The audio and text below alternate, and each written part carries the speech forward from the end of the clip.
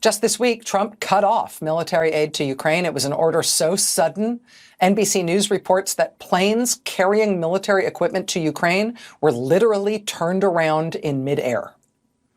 Trump also cut off intelligence sharing with Ukraine, which is way more consequential than it might sound. From the Associated Press, quote, "The suspension of intelligence disrupts Ukraine's ability to track and target Russian troops, tanks, and ships. Ukraine's other allies lack the same resources to fill the gap." In other words, we're forcing Ukraine now to fight blind. Today, Simon Schuster at Time magazine cites 5 senior Western and Ukrainian officials and military officers in reporting this.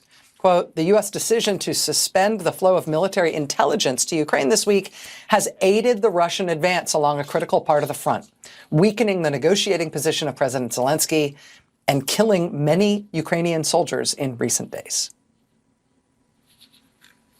Now we've learned that Trump has even cut off Ukraine's access to commercial satellite imagery purchased by the U.S. So not just military aid, not just U.S. intelligence, but also commercial satellite imagery. Quote, "Commanders and soldiers keep tabs on where enemy positions and depots are, making it easier to find vulnerabilities in troop movements. They help logistics soldiers plan vehicle routes with alternative corridors laid out if pathways are mined or destroyed." Washington Post says tonight, quote, "The suspension was immediately felt by soldiers in the Ukrainian military, some of whom described the decision as treachery, not politics." This is serious stuff. And here in the U.S., we are starting to see it boomerang a little bit, starting to see the other side of that coin already. And then NBC News reporting this headline, quote, "As Trump pivots to Russia, allies weigh sharing less intel with the U.S. Quote, "Some U.S. allies are considering scaling back the intelligence they share with Washington in response to the Trump administration's conciliatory approach to Russia. The allies are weighing the move because of concerns about safeguarding foreign assets whose identities could inadvertently be revealed." NBC News citing 5 sources with direct knowledge of the discussions, including 2 foreign officials. Quote, "The allies, including Israel, Saudi Arabia, and members of the so-called Five Eyes spy alliance of us, the UK, Australia, Canada, New Zealand, are examining how to possibly revise current protocols for sharing intelligence to take the Trump administration's warming relations with Russia into account." These are our closest intelligence partners and have been for decades. And it's not a one-way street. We benefit from their intelligence too, right? But maybe not any longer. There are material consequences in Ukrainian lives and elsewise. There are consequences to switching sides, to not just giving up the title of the leader of the free world, but to actively switching sides so your country is now actively working against it. Joining us now is Mark Polymeropoulos. He's a 26-year veteran of the CIA. He's also an MSNBC national security and intelligence analyst. Mr. Polymeropoulos, thank you so much for being here. I appreciate your time. Good to be here. So hearing me describe that reporting, let me just ask you if I'm getting any of that the wrong way around or putting too much or too little emphasis on any part of it as you see it in terms of the impact here. Well, Rachel, let me tell you, the order to stop sharing intelligence with Ukraine, I think, hit the intelligence community like a seismic shockwave. And for 10 years, the IC, the intelligence community, and members of my old outfit, the CIA, have been with the Ukrainians, not just since the invasion, but 10 years. That's providing things such as resources, capacity building, certainly training. We were in it in the fight and the struggle against Russia, and so this is seen as an incredible betrayal. I mean, members of my old outfit, remember, have fought with them or been in the trenches with them, have mourned when they lost, soldiers, celebrated in successes. But to see, frankly, this not only kind of at one point a neutral stance by the United States, but now tilting towards Moscow, it's disorienting to members of the IC, the intelligence community, because, again, we're now, in essence, on the side of an enemy.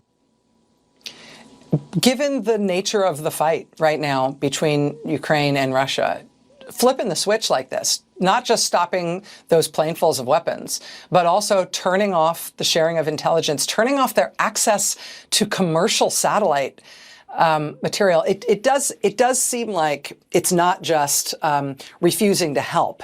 It feels like it is trying to rush Ukraine toward a catastrophic loss.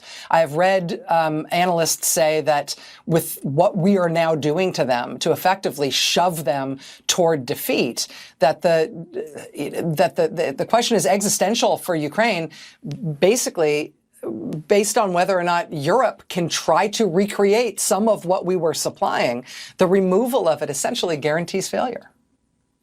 Well, Rachel, the U.S. has been an incredible ally of Ukraine in the past, providing so many different things, not only, as you said, military ordnance equipment, but also key intelligence. And when we stop providing these targeting packages to the Ukrainians, that means that they can't hit, either Russian forces inside Russian occupied Ukraine or in Russia itself. And the result is the Russians will be able to then attack civilians in Ukrainian cities or, of course, Ukrainian military targets. But let's be very clear, Ukrainians are going to die because of this. And I think that's why this is absolutely so stunning. Again, an ally, that we were with side by side for a decade. We have now abandoned, and the Ukrainians who we were supporting, who we were with against, again, in the trenches, are really going to suffer. So it's an incredible moral injury for the U.S. intelligence community, but of course it's incredibly damaging for the Ukrainians who are going to suffer. And we saw that over the last several days with the results of, these increased Russian drone and missile strikes. Yeah, and if this Time magazine reporting, Simon Schuster, is correct, you may be able to measure the cost of what Trump's done here in hundreds of lives already among Ukrainian soldiers. Mark Polymeropoulos, former senior CIA officer, I really appreciate you joining us on this tough story tonight. Thank you.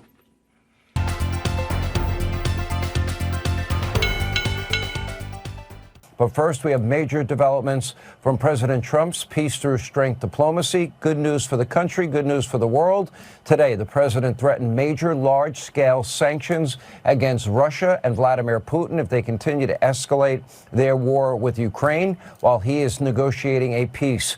The president was particularly tough on Putin, writing, quote, "I am strongly considering large-scale banking sanctions and tariffs on Russia until a ceasefire and final settlement agreement of peace is reached.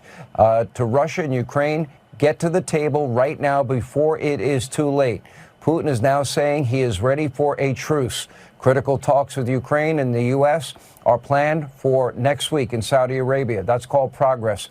What did I say a week ago? We're not patting ourselves on the back. What did I say after the Zelensky meeting didn't go well at the White House? I said he would be back. He has no other place to go. It's in everybody's best interest that the killing and destruction ends. This did not take long. Now the president is ratcheting up the heat on Putin.